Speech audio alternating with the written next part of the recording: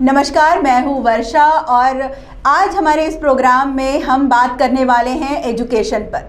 जी हाँ, एजुकेशन यानी कि शिक्षा। हर क्षेत्र में भारत के कई अहम मुद्दों में से एक मुद्दा एजुकेशन भी है। एजुकेशन के क्षेत्र में यदि विकास होता है तो डेफिनेटली देश का भी विकास होना संभव है। जैसे कि हर क्षेत्र में आज के हिसाब से हम देखें तो हर क्षेत्र में नई नई तकनीकों का विकास हो रहा है, नई नई चीज़ें डेवलप हो रही है।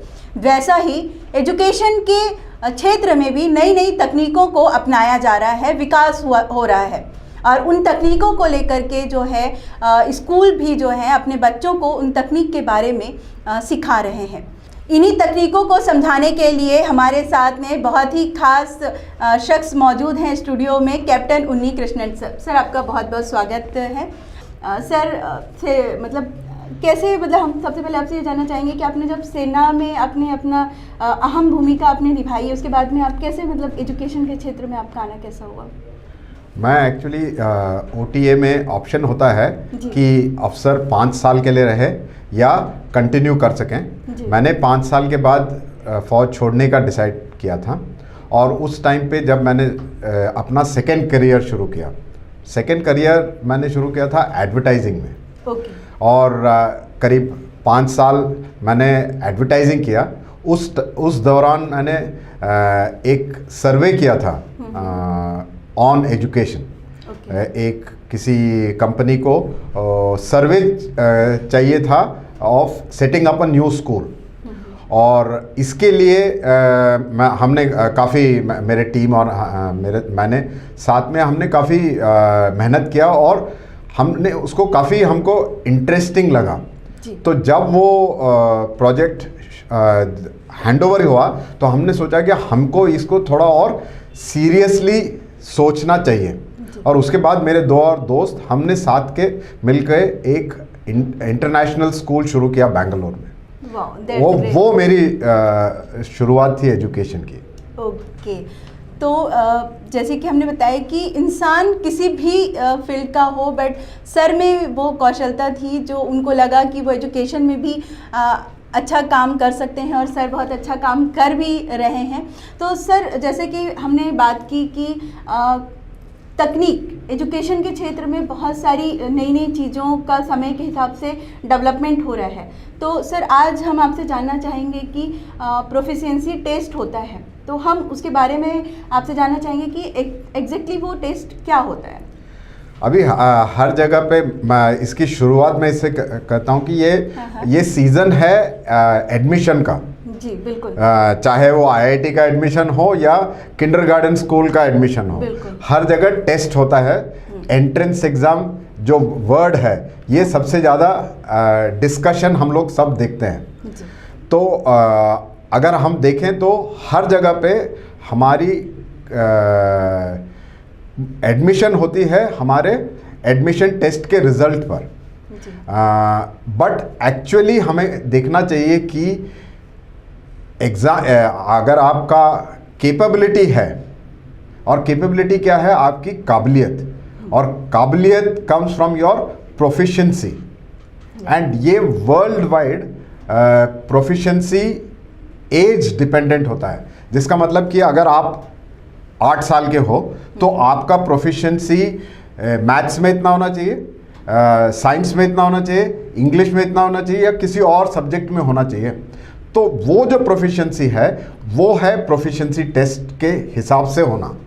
अभी हमारा काम है कि एज ए स्कूल हम ये ना करें कि हम बुकिश नॉलेज ना ही देखें, हम बच्चे का कैपेबिलिटी देखें। इस वजह से हमने स्कूल में प्रोफिशिएंसी टेस्ट शुरू किया हुआ है, ना कि एडमिशन टेस्ट। ओके सर, जैसे कि आपने बहुत अच्छे से समझाया कि प्रोफिशिएंसी टेस्ट क्या होता है, तो आपसे जानना चाहेंगे कि प्रोफिशिएंसी टेस्ट और एंट्रेंस एग्ज़ाम जो होती है स्कूलों में, तो उन दोनों में क्या डिफरेंट है? अभी अगर आप किसी भी स्कूल में जाएंगे और अगर आपको एडमिशन टेस्ट करना है तो आप क्या पूछोगे? कि क्या सिलेबस है, क्या सिलेबस है, क्या किताबें हैं। हाँ, ठीक है, लेकिन प्रोफिशिएंसी टेस्ट में आपको उसकी ज़रूरत नहीं है। अगर आप 8 साल के हो, आप 10 साल के हो, आप 12 साल के हो, उस एज में आपको उस लैंग्वेज में, वो साइंस में और मैथ्स में आपको क्या क्या आना चाहिए, ये प्रोफिशिएंसी होता है। तो ये बुक के ऊपर डिपेंडेंट हो, आपको पूछने की जरूरत नहीं है कि आप कौन सा किताब यूज करते हो। हाँ। इसकी जरूरत नहीं पड़ती। तो ये difference mainly between entrance exam and proficiency test. So अगर सारे स्कूल्स उसके हिसाब से प्लान करें तो हमको बच्चों की काबिलियत का पता लग जाता है, या ये नहीं कि उनके एग्जाम्स के मार्क्स कितने हैं उसके बारे में पढ़ना पड़े। बिल्कुल। तो जैसे कि सर ने बताया कि जैसे कि हम अभी तक बात करते आ रहे हैं कि हर बच्चों में, हर इंसान में एक क्षमता होती है, बस ज़रूरत होती है उसे निखारने की, उन्हें देखने की। तो माता पिता का भी काम होता है कि वो अपने बच्चों की कौशलता को पहचाने और उसे सिर्फ पॉलिश करने की ज़रूरत होती है। मार्गदर्शन के जरिए वो अपने बच्चों को आगे बढ़ा सकते हैं। दर्शकों, अभी वक्त हो चला है एक छोटे से ब्रेक का। ब्रेक के बाद हमारी बातें जारी रहेंगी। Aspire International School, Nagpur has been dreaming with aspiration since its inception, and we are marching forward with a big bang in our ventures. Our school has all the amenities for sports, laboratory for languages, maths, science and IT lab, playway methods, engaging activities and moral values are the basis of our procedure. Value-based teaching in incorporation of morals are the gist of our curriculum.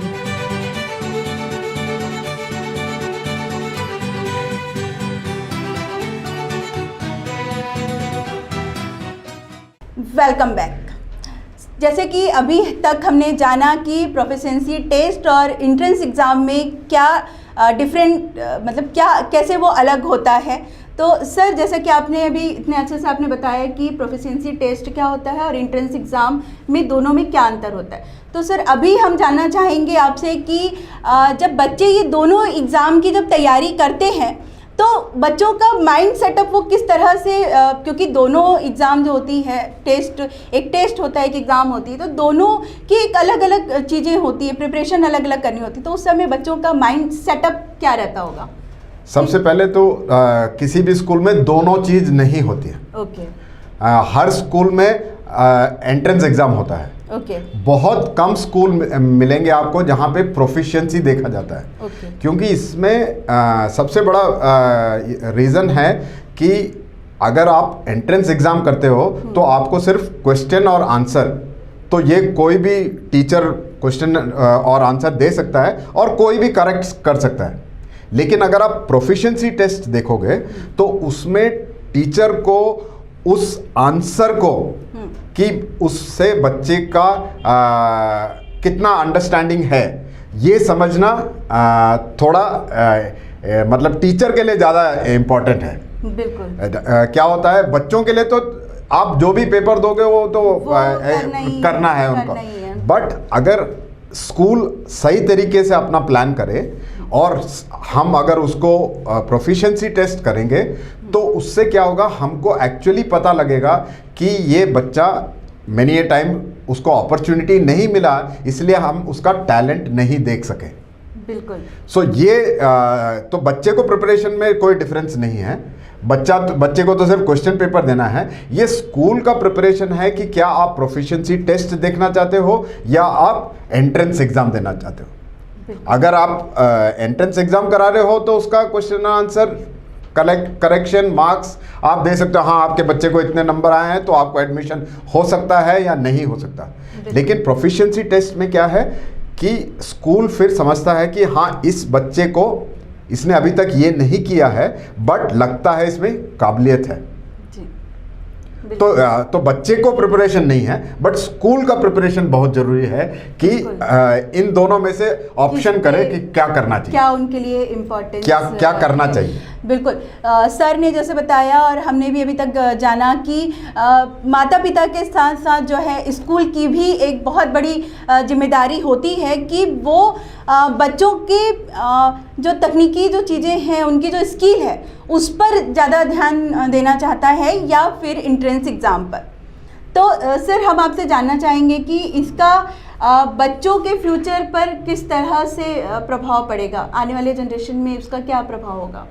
अगर आप अभी देखें तो कई सारे आपको लोग मिलेंगे जिन्होंने इंजीनियरिंग नहीं किया है, बिल्कुल, बट वो इंजीनियरिंग कंपनीज के सीईओ हैं। ये किस वजह से हुआ है? क्योंकि उनमें इंटरेस्ट था सीखने का, और जबकि कई जो हैं जो इंजीनियरिंग कर चुके हैं लेकिन वो फील्ड ही छोड़ चुके हैं।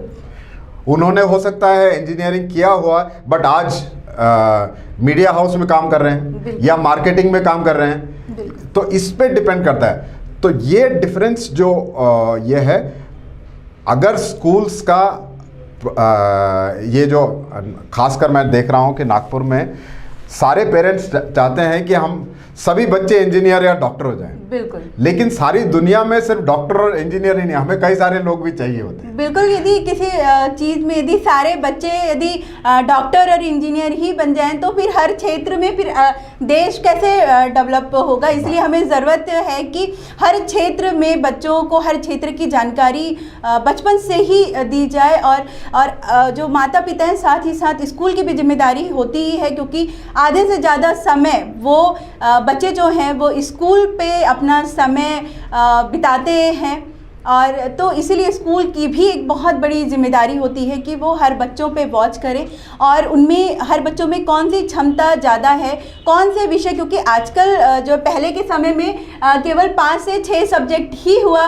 करते थे, परंतु अभी जैसे जैसे विकास होते जा रहा है वैसे वैसे स्कूलों में भी बच्चों की स्विमिंग क्लासेस, स्पोर्ट्स की क्लासेस होती हैं, संगीत सिखाया जाता है, म्यूज़िक सिखाया जाता है। तो ये सब चीज़ें जो है उनके कौशल को बढ़ाने के लिए स्कूल जो है ये नई नई जो तकनीकें हैं, विकास है, उनको अपना करके आगे बढ़ रहा है। उनका यही मोटिव होता है, यही उद्देश्य होता है कि वो बच्चों को ज़्यादा से ज़्यादा एजुकेशन के अलावा भी अलग अलग क्षेत्रों में वो उन्हें आगे बढ़ा सके, उन्हें पॉलिश करके, उन्हें निखार करके बढ़ा सकें, ताकि यदि फ्यूचर में वो एजुकेशन से हट कर यदि कोई दूसरी फील्ड में यदि वो आगे जाना चाहें तो यदि वो स्कूल से ही, यदि बचपन से ही उनकी फाउंडेशन को यदि हम मजबूत करते हैं तो आगे जा कर के वो एक बड़ा पेड़ जो है, एक बिग ट्री बन सकता है।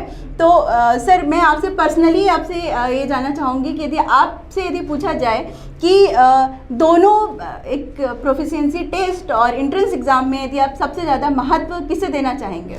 हमने तो अपने स्कूल एस्पायर इंटरनेशनल स्कूल में हमने सिर्फ प्रोफिशिएंसी टेस्ट किया है, हम एडमिशन टेस्ट कराते ही नहीं हैं। क्योंकि हम बच्चे को, हम ये नहीं कहते कि हमारे स्कूल में जो भी बच्चा आता है वो इंजीनियरिंग और मेडिसिन करता है। हम चाहते हैं कि बच्चे first of all schooling enjoy करें।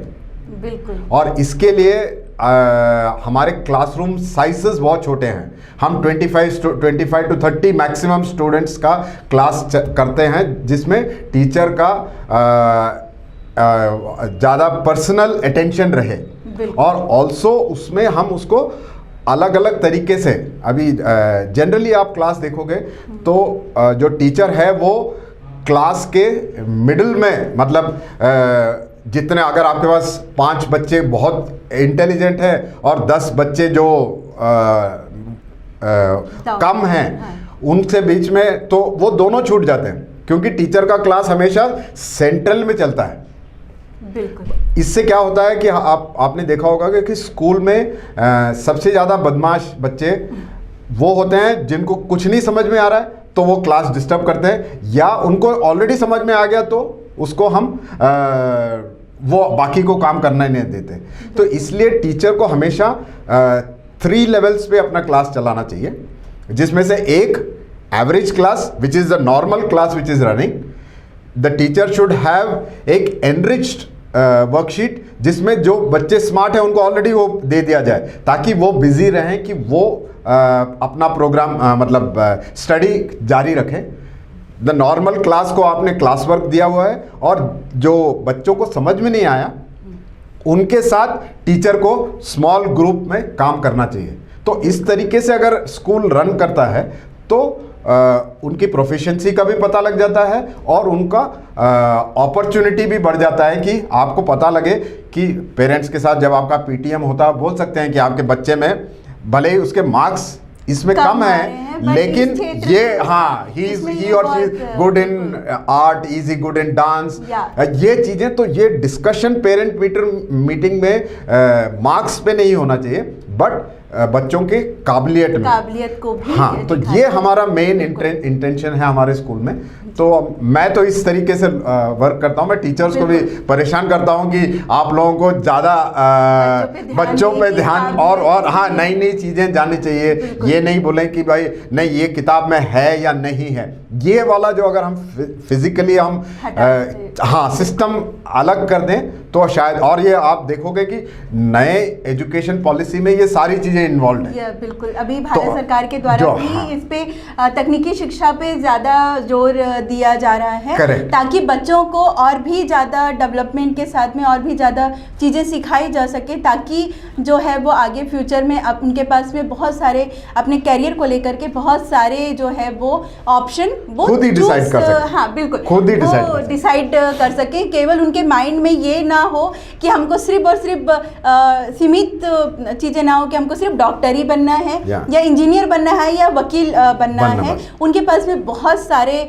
ऑप्शन हैं और आज के विकास के हिसाब से और आज हम देखते हैं कि भारत उन्नति कर रहा है, बहुत सारे क्षेत्रों में उन्नति कर रहा है। हमारे देश से जो है बहुत सारे फेमस वैज्ञानिक निकले हैं, फेमस पेंटर निकल रहे हैं, बहुत सारे संगीत के क्षेत्र में बहुत ज़्यादा उन्नति हो रही है। तो बच्चों के पास में जो है आज के हिसाब से यदि देखें, आज की जनरेशन को हम देखें तो उनका फ्यूचर जो है पढ़ाई के अलावा भी अलग अलग क्षेत्रों में बहुत ज़्यादा ब्राइट है। जैसा कि सर ने हमें बताया कि हमें बच्चों की सिर्फ पढ़ाई पर जोर देने की अपेक्षा उनके स्किल पे भी, उनके कौशलता पे भी हमें ध्यान देना चाहिए। जैसे कि हमने बताया कि अभी बहुत सारे क्षेत्रों में काम हो रहा है, भारत सरकार ने भी बहुत सारे क्षेत्रों पर डेवलपमेंट के लिए बहुत सारी पॉलिसी उन्होंने बनाई है। तो स्कूल और पेरेंट्स को हम ये कहना चाहेंगे कि एजुकेशन मतलब बच्चों की पढ़ाई, यदि कोई बच्चा कमज़ोर है, जैसा कि सर ने हमें बताया कि बच्चा यदि कमज़ोर है तो उससे बच्चे को और ज़्यादा मेंटली प्रेशराइज नहीं करना चाहिए। यदि उसमें और भी खूबी है तो उसे समझकर उस क्षेत्र में भी उन्हें आगे बढ़ाना चाहिए। ऐसे बहुत सारे स्पोर्ट्समैन हैं जिनका एजुकेशन बहुत कम है, क्वालिफिकेशन बहुत कम है, बट फिर भी आज वो अपने खेल के क्षेत्र में, स्पोर्ट के क्षेत्र में बहुत नाम कमा चुके हैं। उसका सिर्फ एक ही कारण है कि वो उनके जो पेरेंट्स हैं उन्होंने जो है स्पोर्ट्स पर उन्हें पता था कि हमारा बच्चा जो है वो स्पोर्ट्स पर ज़्यादा बेहतर कर सकता है, इंटरेस्ट है उसमें, उसका प्रोफिशिएंसी, बिल्कुल उसका प्रोफिशिएंसी जो है, उसकी स्किल उस क्षेत्र में ज़्यादा है, वो उसमें ज़्यादा ग्रोथ कर सकता है। तो ऐसे ही हम पेरेंट्स को और हमारे जो दर्शक हैं जो ये प्रोग्राम देख रहे हैं, उम्मीद करती हूँ कि उन्हें इस प्रोग्राम से और सर ने जो बारीकियाँ जो बताई हैं उस पर ध्यान देते हुए उन्हें बहुत फ़ायदा होगा। और जाते जाते मैं सिर्फ एक ही बात कहना चाहूँगी कि यदि आपके बच्चे में कोई कौशलता है, एक अलग कुछ चीज़ें हैं, तो आप कुछ अलग क्षमता है तो आप उसे निखारें और उसे आगे बढ़ाएं। ऐसे ही बहुत सारे ऐसे ही कई अहम मुद्दों के साथ हम आपसे फिर मिलेंगे। तब तक के लिए देखते रहिए महाराज टीवी 24। नमस्कार। Thank you. Aspire International School, Nagpur has been dreaming with aspiration since its inception, and we are marching forward with a big bang in our ventures. Our school has all the amenities for sports, laboratory for languages, maths, science and IT lab, playway methods, engaging activities and moral values are the basis of our procedure. Value-based teaching in incorporation of morals are the gist of our curriculum.